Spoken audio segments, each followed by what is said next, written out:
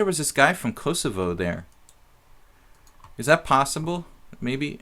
And he was pretty strong. But you were saying that there's no masters. I missed knight g6 here, but he had queen g5. No, I missed knight g6. If I had just conserved my time a little bit more, I would see the one move tactic. Alright. I'm going to play super conservative. Okay, it is one of his friends. Okay, yeah, but it's not that guy. I think I played another guy, though. Yeah, okay, he's one of your friends. I played him here on Lead Chess. But I played a guy on the Internet Chess Club who might have been from Kosovo, too. Who had a really strong rating in standard chess. Alright, now, looks like we have some kingside chances here. Very active pieces. There is a concept that I like to talk about in such positions where black has a strong point on d5, wherever it may be. It's kind of like the pieces are all fighting over the same square on d5. So it can often be like a problem. You know, you have just too many pieces that are trying to use the same square. In this case, d5. It's like a traffic jam. You know, you can't operate with just one strong square because you just have so many you know, pieces that can occupy it at once. All right, what are we doing now? Anybody know? All right, h4, h5. I think Liberian is kind of panicking. I don't know how he got in time pressure.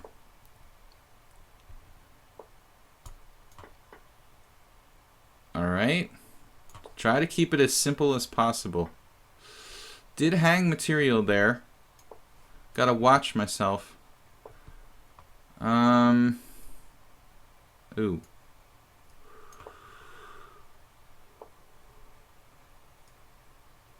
I don't like this.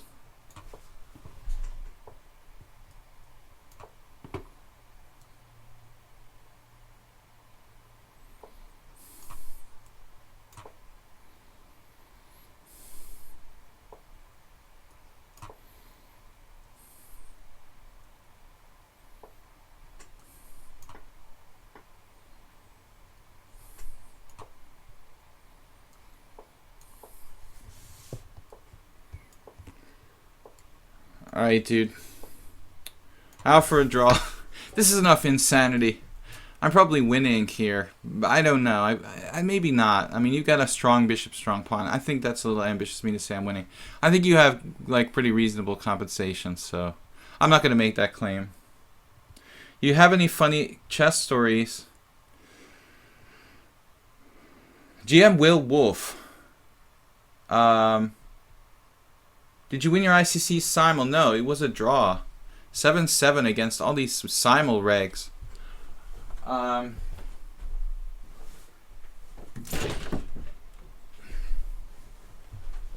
Yeah, I was pretty distraught about it. But it's not easy to play two simuls in a row. It is kind of taxing. I just finished the simul here and I did another one. No fighting spirit for draw. No, it was like I was missing a lot of moves there. Good fight though. Come on, guys, who's gonna challenge me here? This game was taking forever. I kind of got a little bit, you know, like bored of the tension there. If you guys don't challenge me in a minute or so, I'm gonna play some random dude. Funny stories? Yeah. There was this time I was playing in the New York Open, and this was way back in the day. So I was playing in the New York Open, and I was like in college. I was a FIDE master or So, and it was in the mid-90s. So, I didn't have a lot of money, and I was staying on the floor of somebody's hotel room. And just some random dudes I knew. Anyway, I played this Grandmaster from Hungary. I was having a good tournament, and I played this guy I know. He's a professional poker player. Tibor Tolnai. He's one of the best pot limit Omaha players, like in Hungarian history. Anyway, he's a chess Grandmaster, and I, played him not knowing anything about him at that time. This was way before I knew the guy. So anyway, I'm going to challenge somebody here 5-5. So anyway, I played Tolnai, and I was black, and this guy is like an expert in, or was, before he quit chess to play poker. He's an expert in the Perenni variation of the Najdorf, which is this ultra sharp line of the Najdorf where white sacks a piece with knight f5. Anyway, this dude's not going to play. I'm going to abort this game. Alright, dude, you disappointed us all on the stream here. Somebody is challenging me. So, Will Wolf.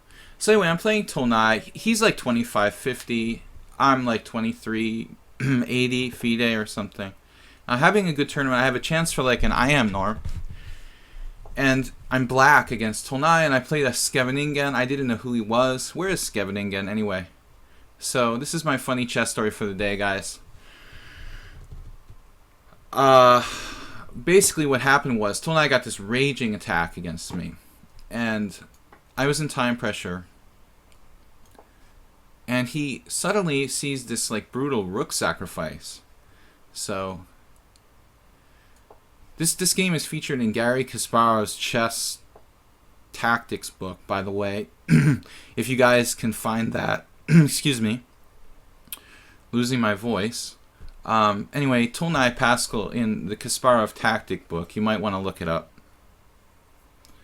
So he finds this devastatingly deep like rook sacrifice, and then he messed up the follow-up.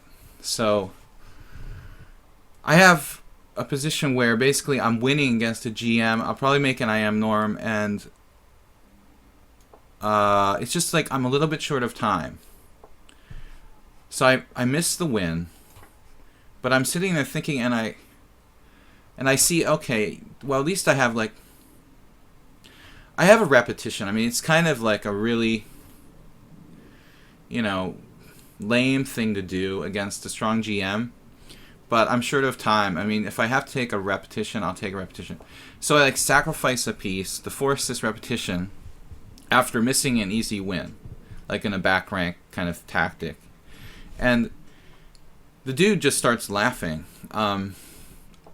He can't believe it. Like, he saw he missed this, like, win, and then I miss a win, and then I sacrifice a piece for this perpetual that's not even there. So, it was crazy. I just started freaking out. I was like, what are you talking about? I was in total, like, state of, like, hysterics. And, it was a really tense game. So anyway, I went to my room, and there is this like random guy who's like a drug dealer who I'm staying with in somebody's room. So I'm really depressed. He offers me some illicit substance, and after using said illicit substance, I go back to the playing hall, trying to kind of calm down, and there's this really interesting game going on. And I'd seen the position before. It was Jay Bonin against somebody. I don't remember who it was. This huge playing hall in the New York Open with like 200, 300 players. I'm following this really interesting game, but I'm starting to be kind of like having strange ideas and under the influence of said drugs. So I'm not recommending like using drugs or anything, but we all have our occasional like vices. So anyway, against this guy, Bonin he had this really interesting game, and the guy had this very interesting move that I thought would maybe save the game for the guy. But I'm walking around the room in circles, kind of like paranoid, and anyway, waiting for this guy to come back, and I start to think, like, wait a minute, like, oh, look, they're standing up. Like, one guy's like eating a banana, his opponent's like eating a banana, and Bonin's away from the board. I thought they agreed to a draw. So neither player's at the board. I just walk up to the board in this room filled with like 200 people and just like reach out and make a move, like make the move that's like the saving move for the guy. It was so embarrassing. They're still playing, you know, and I make this move. It's just, I'll never live it down. Bonin was hysterical. I just ran outside the hotel, like hiding, hoping that like the tournament director doesn't like disqualify me from the tournament or something. It was just ridiculous. Yeah, that's unfortunately I went outside and I just prayed that Jay would win the game after I suggested like almost winning move after I like played an almost winning move on the board for his opponent. It was really strange, but Jay won the game somehow. I don't know how. He ended up actually winning the game. So it was a miracle. I mean, it's the only thing that saved me from permanent humiliation was the fact that Jay somehow won the game anyway. Knight takes e4. And now I'm in trouble here. King here. King e7 is like only move.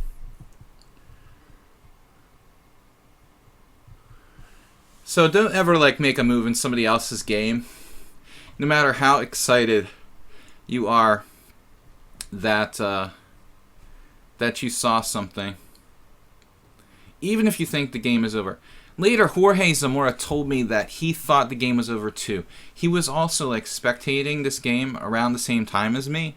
So just to kind of like sort of justify myself, I'd like to point out that I wasn't the only one who had the feeling that the game was over. He was like, oh, Bill, yeah, I thought it was over too, you know. So it wasn't just a drug-related hallucination, although probably wouldn't have happened if not for that. Oh, man, Will Wolf, interesting pawn sacrifice, man. I'm kind of paralyzed here.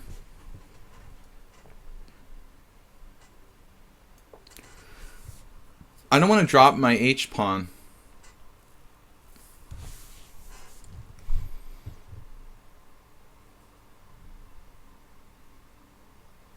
Liberian, how to find the ICC simul? Yeah, I mean, it's unfortunate, like, ICC doesn't save the simuls the way, I guess, that Lichess does, so you could only, like, look at my history. If you can go to ICC, if you have access to the Internet Chess Club, you can check my history. My account handle there is Mr. Serious. I've streamed a few times from here, from Twitch on ICC. My handle that I play on is Mr. Serious on ICC, so you can look at the games.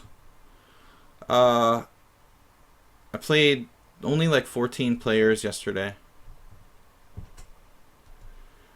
So far my stories that I've told here are the time that I moved twice in the same game, the time that I moved a piece to somebody else's game.